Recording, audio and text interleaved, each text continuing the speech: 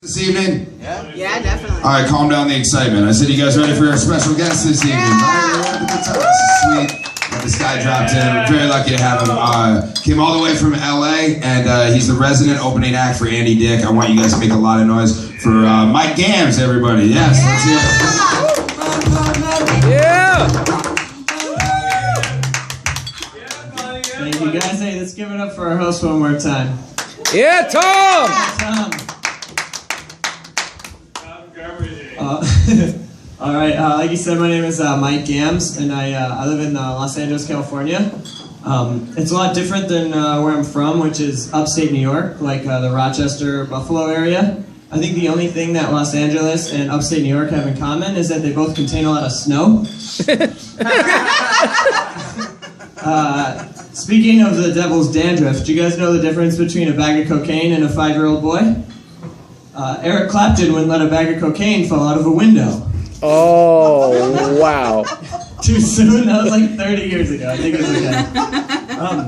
So I'm not saying that I've done a lot of cocaine, but one time in Hollywood I had a guy offer me $50 for one of my snot racks. Yeah. Oh, wow. That guy was Andy Dick. I'm just kidding. LA is cool, but I didn't move to LA for the same reasons as most people, which is to get rich and famous so you could sleep with models and actresses. No, I just want to be successful enough that I can go back to my hometown and fuck girls I used to masturbate to in high school.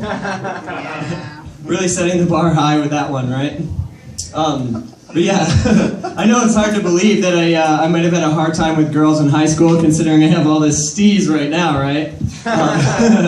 But I was actually a little bit of a nerd in high school, right? My nicknames ranged from Harry Potter to McLovin, to Ernie from Billy Madison, to Peter Parker, which that one doesn't sound that bad, right? But everyone was always like, you look like Spider-Man, you look like Peter Parker, but in the beginning of Spider-Man, you know, when he's scrawny, and he's a nerd, and he's a loser, and no one likes him, you're that Spider-Man. I'm like, I'll take it, shit. Fucking McLovin. God. I think part of the reason that meeting girls in LA is really tough, right? I think that LA girls are kind of weird, and I think they're sort of like movie sets. And by that I mean they may look real and beautiful, but if you look from the right angle, you might just find a cameraman inside them. Oh. That joke is especially personal to me because my ex-girlfriend cheated on me with 2 cinematographers. I guess they were just better at finding the focal point than me. See, that's a photography joke for all the nerds in the crowd in the back. This is fun. I've never done a stand-up comedy show for 2/3 of the cast of Workaholics before. What are you laughing at? You're honors, bud.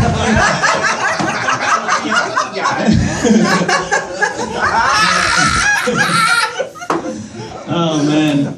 That's a compliment, though. That's a good show. I would say the whole cast, but you're no Blake, buddy. I'm sorry, man. Dude, if Bill was here, man. Yeah, you have like a curly-haired ginger friend or something. Yes. You guys hang out a lot in the street. Yeah. Perfect. I mean, I would too if I looked like a cast member of Workaholics and happened to have 2 friends that also looked like cast members of Workaholics. I have a friend that looks like Waymond. That's about it. Yeah. Oh man, so some weird stuff's been going on in LA recently. Like the mayor just came out and he announced a $100 million plan to help the homeless people. I don't know if you guys heard about this. I don't know what his plan is, but I hope it's better than mine, which is just to offer them a cigarette and say, hey, it may not make your life any easier, but at least it'll be 7 minutes shorter. I can say that because I'm a smoker and because I'm homeless. So I'm technically sort of homeless because I've been traveling around the country, just going from city to city, like doing comedy shows. So I don't really have a place to live, just sort of going from city to city. I've been taking the Greyhound bus a lot, which has been interesting. I don't know if you guys have ever been on a Greyhound bus, but it's interesting. A lot of weird stuff has happened like along the way too. Like, so I took a bus into Denver, Colorado, and I had a show in Colorado Springs that night. but I didn't realize that Denver and Colorado Springs are 60 miles apart. And it was a Sunday, and the local bus wasn't running. So I was like, fuck, what am I going to do? So I did what any reasonable person would do. I hitchhiked 60 miles. So picture me dressed probably like as flamboyant as I am right now, standing on the 25 West freeway for an hour holding up a sign that said Colorado Springs. And then eventually the most Colorado thing ever happened. I got picked up by a granola as fuck lesbian hippie couple, right? And they say there's one rule of getting in our car. I'm like, what's that? And they go, you have to be 420 friendly. I was like, yeah, I think I can do that, man. No hesitation. I pulled a fucking joint out of my pocket. I was like, hey, let's smoke. It worked out. Then they took me to my gig at No Shit, a marijuana bar, where you could bring your own alcohol into the bar, but they sold pot like a hit at a time. Like you could get a dab or like a bowl. Like you could buy a fucking bowl or rent a bong. It's the weirdest fucking thing ever. It's actually one of the best shows I've ever done though, because stoners will laugh at fucking anything. It's true. The funniest thing about doing a show in like a pot bar in Colorado is like the first time I've ever done a show where everyone in the crowd looked like they would be friends with Jesse Pinkman from Breaking Bad.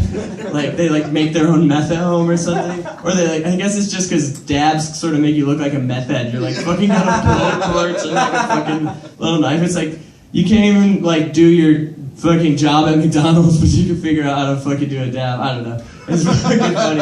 Dabbers are weird people, man. But yeah, so after I was in Colorado, I took the bus to Omaha, Nebraska. So I was like, okay, I just had the most Colorado experience ever, so I wanted to have the most Omaha experience. So I went to a garage sale on a Thursday afternoon with a 50-year-old woman. So I see this shirt. It's just like the most fucking hideous patterned shirt, and I'm like, okay, I have to have that, obviously.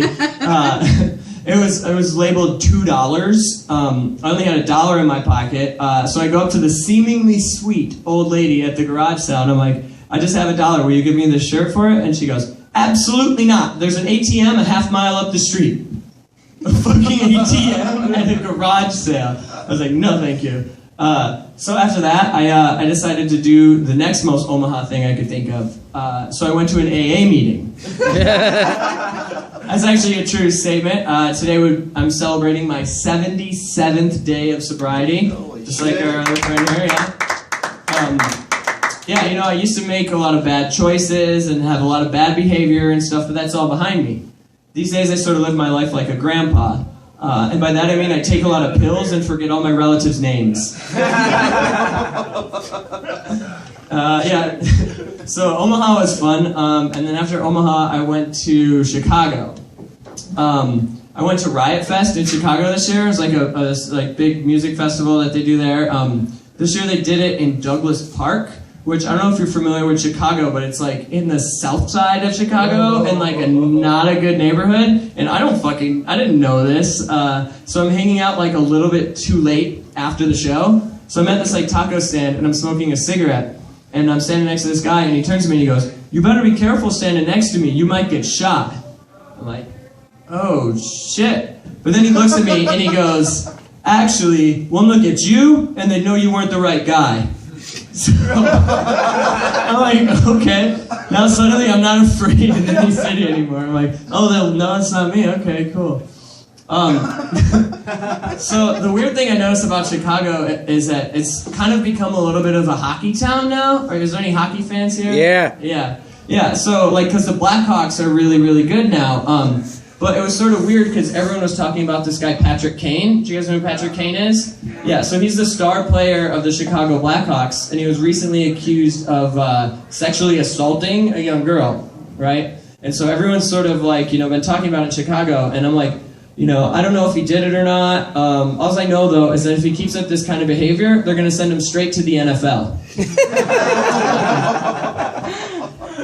I don't know why I make that joke. I don't really like that joke that much. I mean, there's plenty of other jokes I could tell, but, for some reason I keep forcing that joke on audiences anyways. I guess it really is a Patrick Kane joke.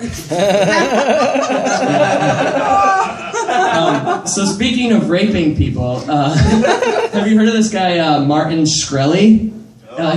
He's the pharmaceutical guy who bought the rights to the A drug. AIDS drug, and he raised it from $13.50 a pill to $7,500 a pill overnight.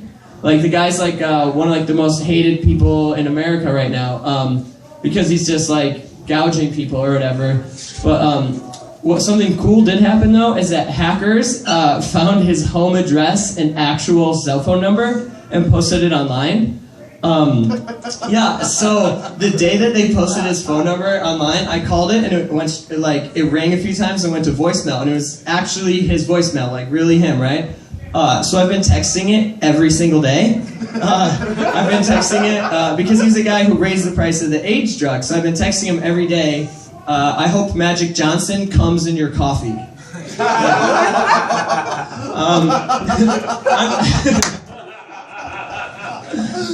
See, I'm not sure if that's how you get AIDS, but I think it gets the point.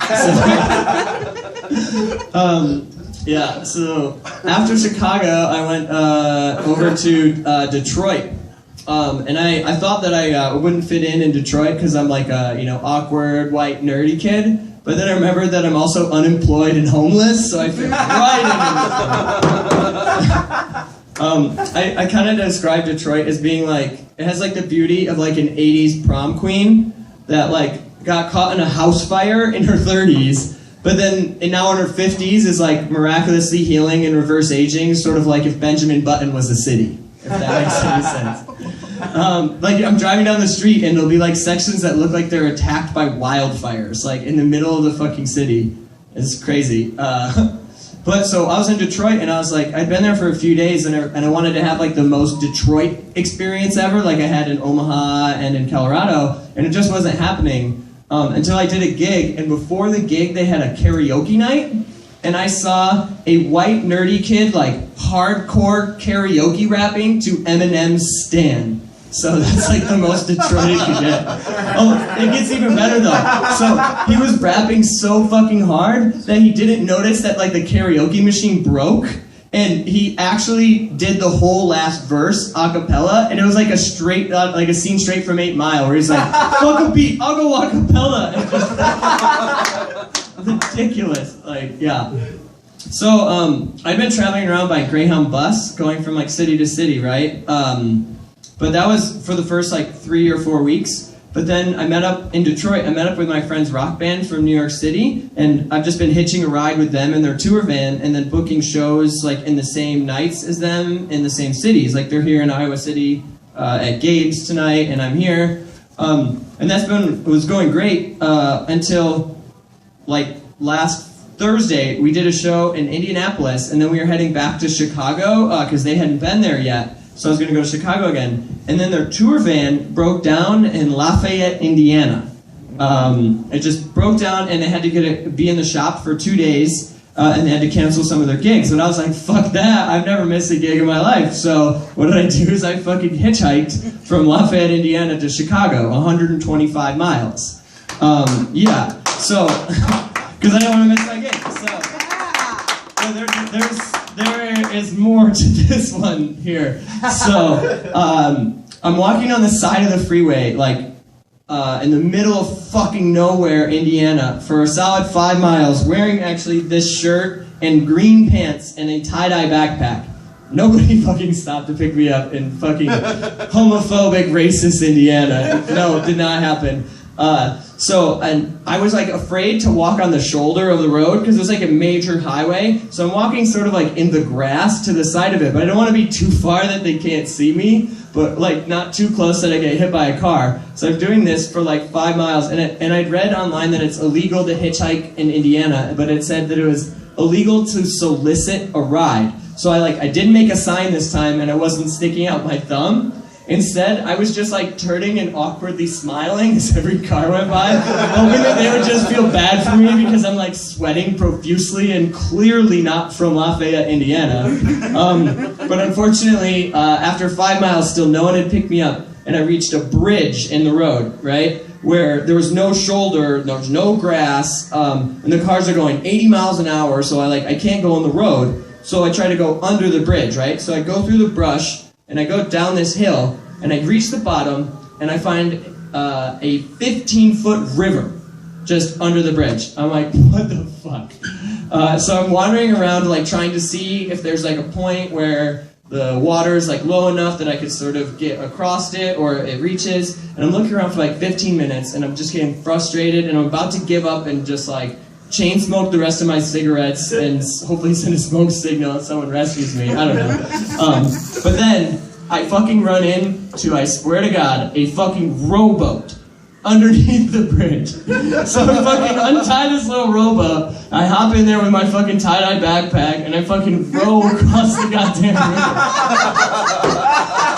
And I fucking tie the boat off on the other side. I'll show you guys. I have a photo of the rowboat in the river. I took it because I knew no one would fucking believe me.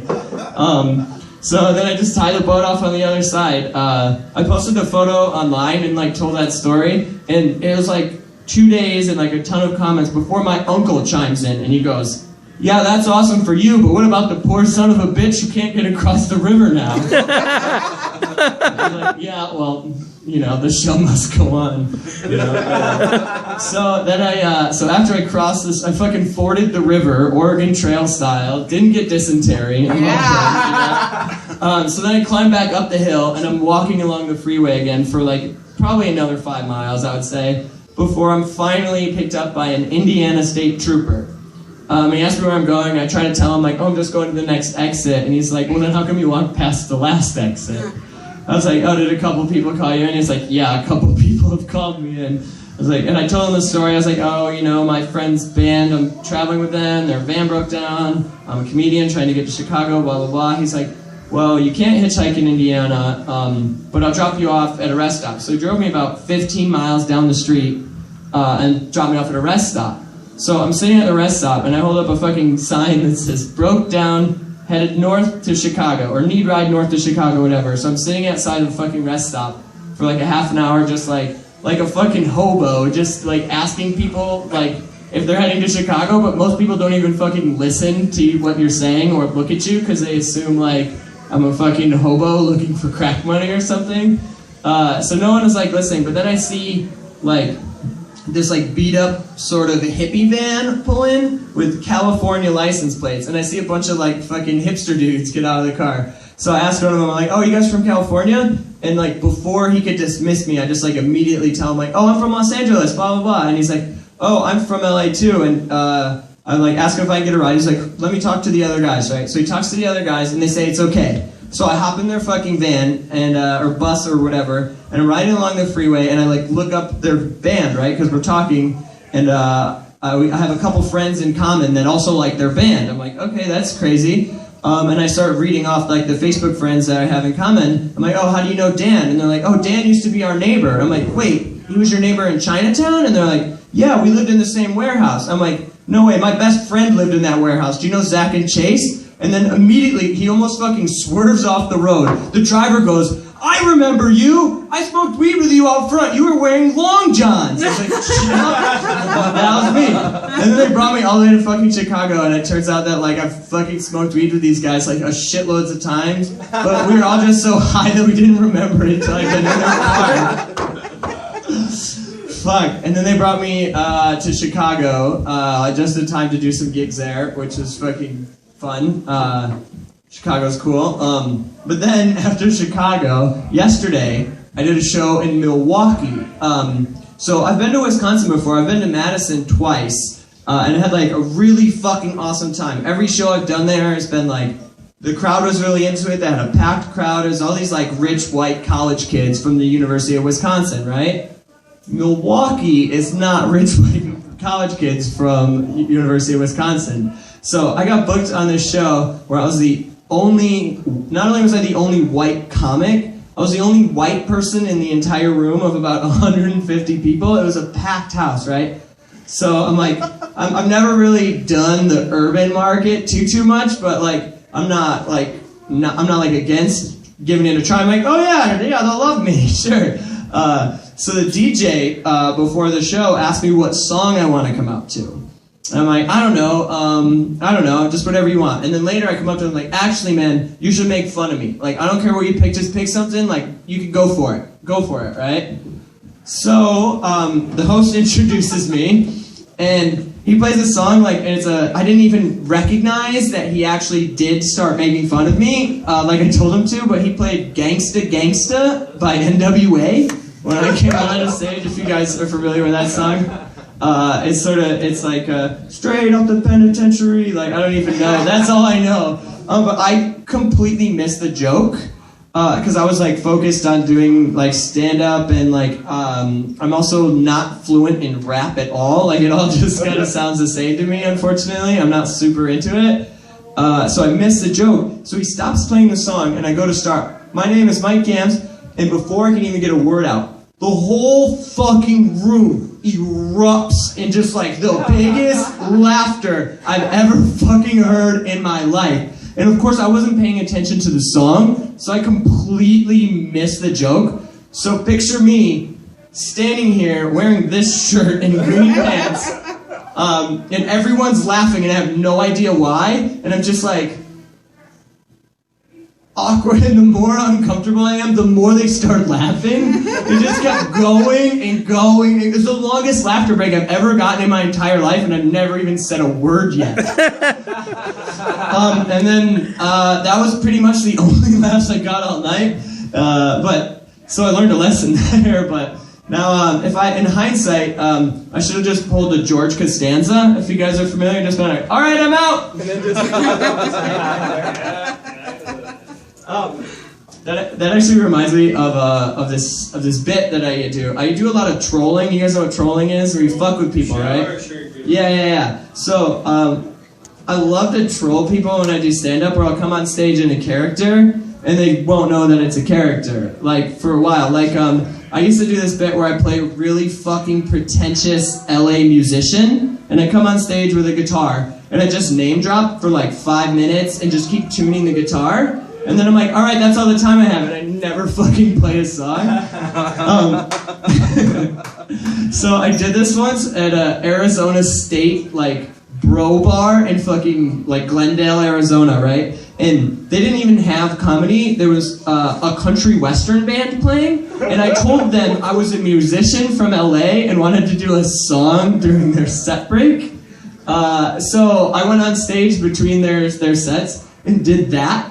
So there's like 150 drunk as a fucking skunk, like redneck country Arizona fans, just like, they all start screaming, just play the fucking song already! Just play the fucking song! And they storm the stage and pull the microphone out of my hand, and I fucking run off the stage, and they're like, I hear one of them say, I think we just got Boar added. I'm like, yeah, you did. Yeah, but like, so that's like, in hindsight, if I ever get booked at like an urban club again, I'm gonna just get the DJ to play that song and then just go, all right, I'm out! And like, that's it. I'm Mike Gamms, I spend my time, just do that, and then see how they react to that.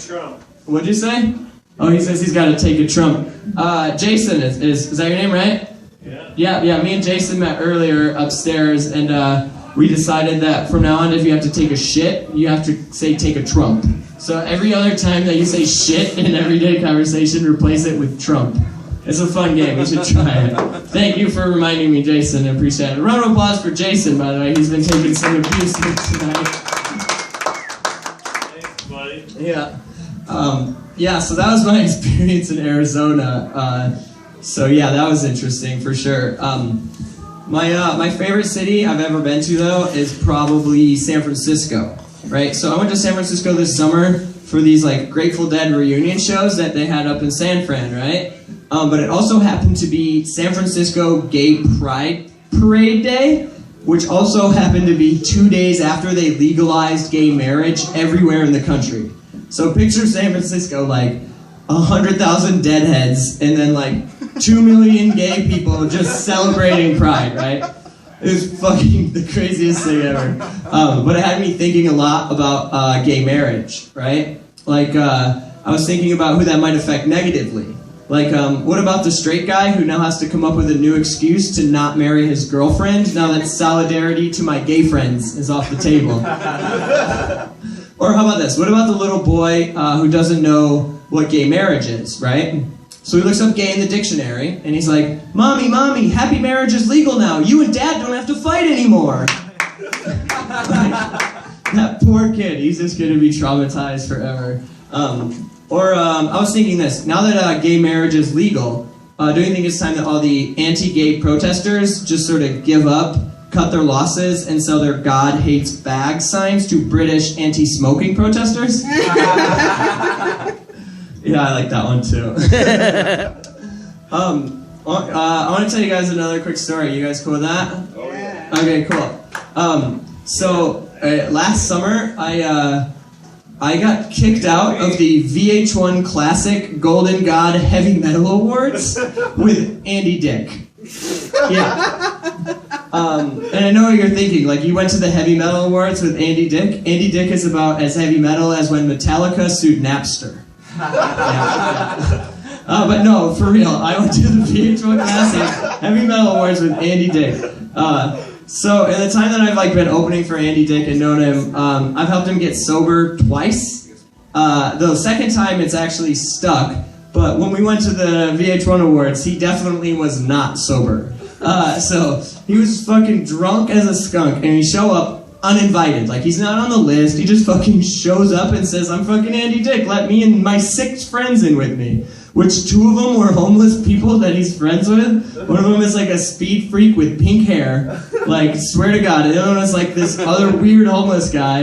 And then me, and then like 2 like emo boys that he has a crush on. Like, the weirdest thing ever. So picture this motley crew, if you will. Yeah, show up. So they let us in, right? And we're walking down the black carpet. Because they don't have a red carpet, it's got to be a black carpet, like heavy metal, like so stupid.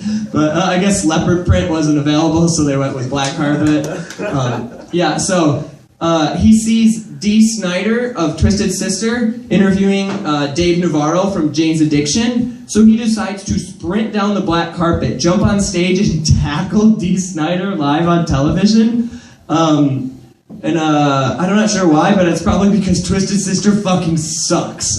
Did you guys see Rock of Ages, the musical? That's like the most bullshit shit ever. Dee Snider's in that. Fuck that, right? Okay. Then after that, we're like wandering around, and we run into fucking Alice Cooper. I'm like, we're not worthy, we're not worthy. I don't really have a joke, I kind of just wanted to do that. Actually, no, I do have a weird story about Alice Cooper, too. Last year, I spent Thanksgiving dinner on Alice Cooper's tour bus, which was really weird. It was like a normal Thanksgiving dinner. They served turkey and everything, but there was no breasts or thighs, just drumsticks. No, right, I was fucking around. But yeah, so after that, we run into fucking Marilyn Manson, right? And Marilyn Manson starts fucking choking Andy, like literally strangling him backstage. And I have fucking no idea why. You think it was just to take a picture with him or something, but Andy was just like drunk and he's fucking with everyone, right? So then eventually he just starts going into random people's dressing rooms looking for booze because like he wasn't on the guest list or anything like that. So he didn't have like a dressing room or a table or anything. So he goes into a dressing room that's marked ABBA, because he's like, oh my god, it's ABBA! I'm like, Andy, it's not fucking ABBA, it's the Heavy Metal Awards, it's like a fake sign. He doesn't care, he goes in, he starts making a drink. When the band walks in, and I turn around and I see it's fucking Slayer, right? I'm like, I'm like, holy shit. And I'm like, Andy, that's fucking there. He's like, I don't know who those guys are. I'm like, it's fucking Slayer. And he's like, oh, hey, I'm a big fan, guys. And like takes a picture with him, right? And then he's like, Mike, we gotta go. And I'm like, what the fuck? It's Slayer. Like, let's hang out. He's like, no, let's go. And I get out, and I realize he goes like this, and he shows, he didn't do that. But he shows me, he's got a bottle of fucking Grey Goose in his jacket pocket. He fucking stole Slayer's fucking Grey Goose. Fucking idiot, right? So we're wandering around for a while. Then he runs into Brian Posehn. Do you guys know who that is? Yeah, right? So he sees Brian Posehn and he runs up to him because he's looking for coke at this point. I haven't been able to find him coke anywhere at the party. I was trying, but... so he starts licking Brian Posehn in the face, asking him for cocaine. Brian pushes him off and he goes, security, I don't know who these guys are, but they're not supposed to be back here. So security escorts us all out. And I'm fucking sitting on the curb with Andy like, what the fuck was that? And he goes... oh, Brian Posehn used to write for the Andy Dick Show and I fired him. I'm like, yeah, you should have thought of that before you licked him in the face, you fucking idiot. But then we run into a security guard outside who's like, oh my God, are you Andy Dick? He's like, yeah. What? He's like, why are you out here? He's like, oh, I lost my ticket or something. So he escorts us back in, right? Oh my God. So now we're finally back in. I'm like, yes, like I'm gonna see fucking everything I want to see. Like we're back in. But then 10 security guards come up to us and they say, give us the bottle. And he goes, what are you talking about? He's like, we know you have bottles. He's like, no, I don't. And so they fucking reach into his jacket and he's getting in a fucking shoving match with fucking security. And then they take the bottle and then we get kicked out again. But there is a happy ending to this story, right? So I didn't get to see Slayer perform. I didn't get to see Manson. I didn't get to see Fat Axl Rose or anything. But after the show, we go to Jack in the Box. You guys know what Jack in the Box is? A fucking shitty fast food place, right? And so we're going through the drive-thru, and Andy orders like a milkshake or whatever. And we get up to the window, and the girl's like, "Oh my God, are you Andy Dick?" And he's like, "Yeah, that's me." And she's like, "Oh, can I take a picture with you?" And he's like, "Okay." So he gets out of the passenger seat of my fucking 2001 Saturn with a broken window, and he walks around it, and he goes over to the window, and he takes a picture with her, right? But then he sees the whipped cream canister in there from his milkshake, so he takes it, he does a fucking whip it in the Jack in the Box parking lot, and slams the bottle down. So that's more heavy metal than anything I could have fucking seen at the comedic tournament. So, alright, thanks guys, I'm Mike Gamms. Follow me on Facebook, add me as a friend, Mike Gamms. Thanks guys.